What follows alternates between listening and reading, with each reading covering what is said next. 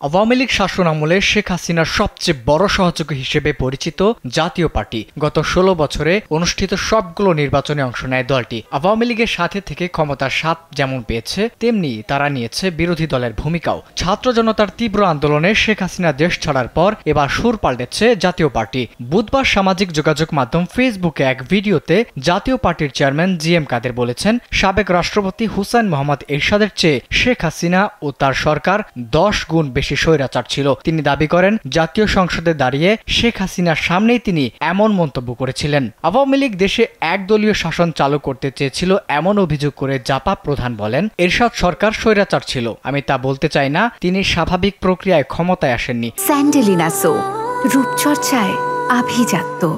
তবে জনগণের মতামত বিবেচনা করেছেন, যদি তা ধরেও নেই তাহলে শেখ হাসিনা ছিল এরশাদের চেয়ে ১০ গুণ বেশি স্বৈরাচার। সর্বক্ষেত্রে বৈষম্য সৃষ্টির মধ্য দিয়ে আওয়ামী লীগ পুরো দেশকে বিভক্ত করেছে অভিযোগ করে জিএম কাদের বলেন, বিগত সরকার একটি ক্ষুদ্র গোষ্ঠীকে সুযোগ সুবিধা দেয়। তারা নানাভাবে মানুষকে শোষণ করে, নির্যাতন করে, মানুষকে ন্যায্য দাবি থেকে বঞ্চিত করে। দেশের রাজনীতিতে জাতীয় পার্টির চেয়ে বেশি নির্যাতিত দল আছে বলেও মনে করেন না গোলাম মোহাম্মদ কাদের।